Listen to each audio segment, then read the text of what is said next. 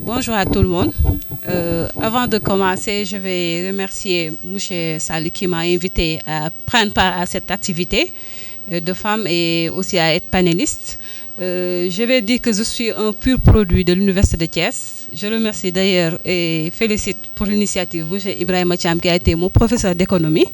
Donc je m'appelle Oumi Ndiaye, je suis agroéconomiste de formation. Pourquoi agroéconomiste d'abord? Je vais l'expliquer avant de venir à la question de la dame, parce que j'ai eu ma licence en sciences économiques et de gestion à l'Université de Thiès, avant de rejoindre l'ENSA pour faire le master chaîne de valeur agricole, entrepreneuriat agricole et agroalimentaire. Donc aujourd'hui, je suis entrepreneur agricole. J'ai un cabinet qui s'appelle Innovi Group. Nous faisons tout ce qui est formation, renforcement de capacités, accompagnement aussi sur la commercialisation des produits, surtout avec les jeunes et les femmes, mais également des accompagnements pour accéder à des financements pour les jeunes et les femmes entrepreneurs agricoles.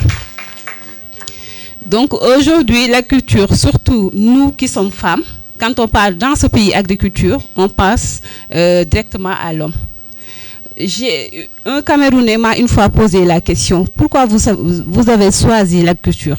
Pourquoi vous n'avez pas choisi d'être dans les bureaux climatisés et que vous avez choisi ce secteur qui, la plupart du temps, nous sommes sur le terrain avec cette température, ce soleil? J'ai dit, pourquoi étiqueter un métier qui n'appartient plus aux hommes, parce que ça n'a jamais appartenu aux hommes, parce qu'en milieu rural,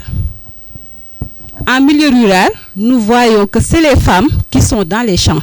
Au-delà d'être dans les champs, elles s'occupent des travaux ménagères, elles font la cuisine, elles s'occupent des enfants, et après avoir donné à manger à la famille, elles vont dans les champs récolter, semer, traiter le champ comme les hommes. Donc, ça rejoint tout à l'heure ce que nous disions par rapport aux femmes, qu'elles sont multitâches, elles savent faire beaucoup de choses à la fois. Donc voilà. Sur le plan économique, je le disais tantôt, aujourd'hui quand vous allez en milieu rural, ce sont les femmes qui s'occupent des champs. Ce sont des femmes qui ont leur propre périmètre maraîcher, même si aujourd'hui l'accès foncier pour les femmes devient de plus en plus difficile. Il y a quelques portions de terre qu'on donne à ces femmes parce que le métier est encore un métier d'homme selon beaucoup de personnes. Alors que tel n'est pas le cas, parce qu'il y a des femmes qui font la culture, qui nourrissent leur famille avec cette activité, qui essaient aussi, qui scolarisent aussi les enfants avec cette activité. Nous qui sommes en milieu urbain et périurbain, nous lançons des projets qui aident sur le plan économique à aider les jeunes, les femmes à une insertion professionnelle et même accompagner des jeunes et des femmes en milieu entrepreneurial. Avoir des initiatives entrepreneuriales, que ce soit sur la production, sur la transformation agroalimentaire, mais surtout sur des services connexes à l'agriculture, à la production et à la transformation. Donc, la culture, l'entrepreneuriat agricole participe considérablement à l'économie nationale, locale et voilà. Merci beaucoup, madame. Je pense que le véritable problème avec l'entrepreneuriat des femmes, surtout dans toute la chaîne de valeur agricole, c'est que très souvent, elles sont dans l'entrepreneuriat de nécessité. C'est-à-dire, même si vous prenez dans l'agriculture, dans les champs, souvent la femme a une toute petite parcelle. On parle même de champ de case. C'est juste autour de la case, elle a ses quelques pieds pour nourrir la famille. De l'agriculture familiale. L'agriculture familiale. Mais même dans l'agriculture familiale, il y a des discriminations. C'est-à-dire, quand on prend les grandes superficies, les champs où les terres sont de bonne qualité, c'est souvent les hommes qui les ont. Les femmes, elles ont une toute petite parcelle, on les appelle des champs de case, qui sont autour de la case, pour juste planter quelques légumes, etc., pour la nourriture. Donc, ce qui fait que, comme j'ai dit, le défi ou l'enjeu, c'est de passer de cet entrepreneuriat de nécessité vers une forme d'entrepreneuriat de croissance. Et pour cela, je pense que il n'y a pas 1000 solutions. Il faut que les femmes soient formées, il faut qu'elles soient accompagnées. Il faut qu'elles soient accompagnées pour les financements. Aujourd'hui, l'agriculture est en train de se moderniser. On parle beaucoup de l'agritech. Ce n'est pas une science qui vient d'ailleurs et qui est inaccessible. C'est accessible à nous. Mais on devrait faire en sorte que les femmes en bénéficient du mieux. Parce qu'en réalité, cette agritech va permettre aux femmes d'alléger les travaux, que ce soit depuis en tout cas la culture au champ. Donc elles vont pouvoir réclamer ou en tout cas accéder à des terres à des superficies beaucoup plus grandes, accompagnées par l'agritech, et elles vont pouvoir bénéficier donc de toute cette technologie qui permet d'alléger les travaux des champs. Donc ça va leur permettre de gagner du temps pour pouvoir mieux s'occuper de leur famille.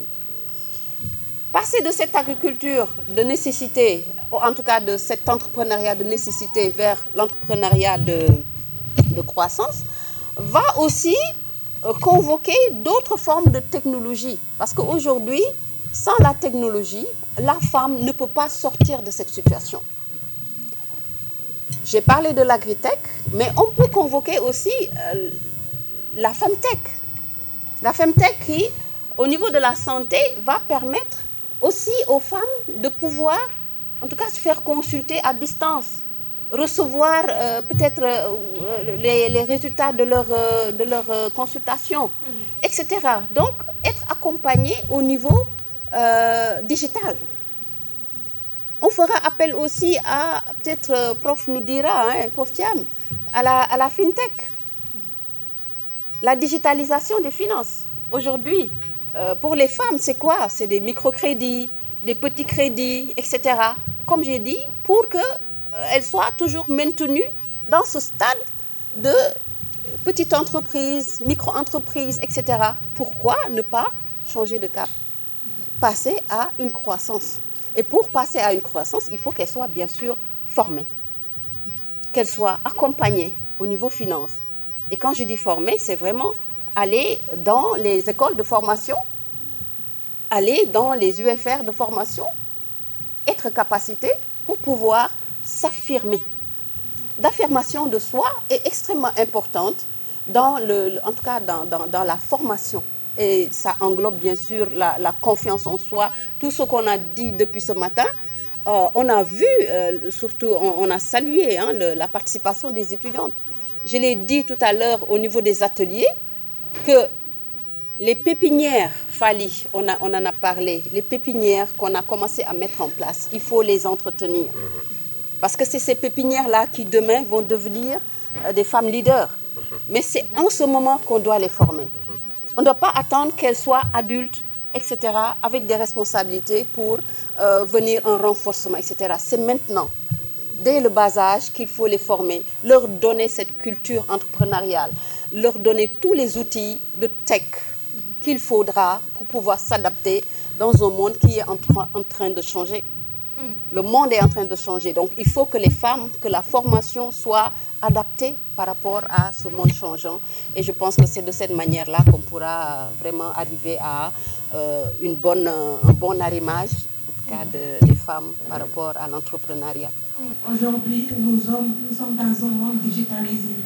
On parle de l'intelligence artificielle, comment corréler aujourd'hui la tech, la technologie et l'agriculture surtout, pour aller plus en échelle. Vous, est-ce que comme vous êtes chef d'entreprise, dites-nous déjà dans quoi vous faites dans quoi exactement, et après, est-ce que cet aspect est pris en compte disons business plan? Merci madame pour la question. Donc moi, au sein de Innovi, ce que nous faisons, c'est des formations renforcement de capacité. Comme vous avez dit, il y a des agriculteurs qui sont là, il y a des agriculteurs, mais qui n'ont pas été assez formés des nouvelles technologies, comme vous venez de dire. Donc on identifie des besoins par rapport à l'utilisation des drones, à l'utilisation de l'IA dans la culture et même du digital, c'est-à-dire comment commercialiser ces produits à partir d'une plateforme en ligne comme Facebook, comme LinkedIn ou d'autres plateformes qui servent aussi à vendre. Parce que beaucoup aujourd'hui ne se déplacent plus vers les marchés ou vers Borchamp, c'est-à-dire Auchan, pour acheter. Ils utilisent les outils, les plateformes en ligne comme Facebook pour acheter des produits. Et il y a des agriculteurs qui l'ont compris aujourd'hui. Nous renforçons notre accompagnement sur la commercialisation en utilisant le e-commerce. Et ça marche très bien. Je peux donner un exemple patent avec un producteur de fraises que nous accompagnons parce qu'on est en saison de la fraise, de la production de la fraise. Aujourd'hui, si nous arrivons à avoir un chiffre d'affaires de plus d'1 million sur moins d'1 mois, c'est parce que c'est le digital qui est là. Malheureusement, c'est pas négligé du tout. C'est pas négligé. Donc, c'est une partie très importante parce que, comme l'a dit Madame Ndir, la culture évolue, nous devons évoluer.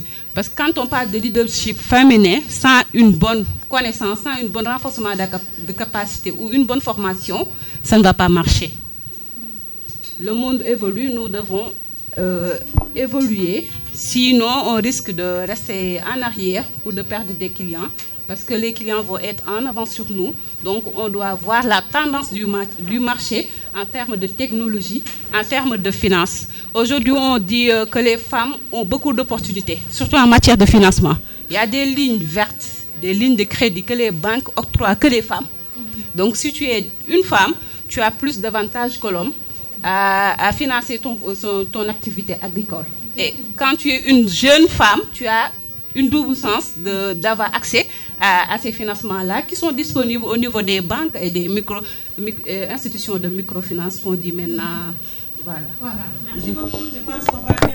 Mais il y a une chose, il y a un obstacle majeur que tout un chacun doit lever soi-même. C'est le plafond de verre, le fameux plafond de verre. Vous avez écouté Ongué. Elle a dit, j'ai un permis poids lourd.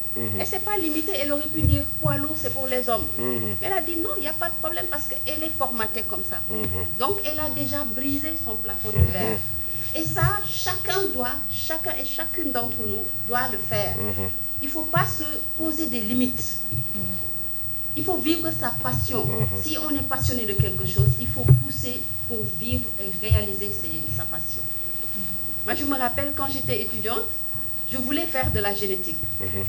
Je voulais faire de la biologie moléculaire. À l'époque, déjà, c'était les tout débuts de l'ADN, etc.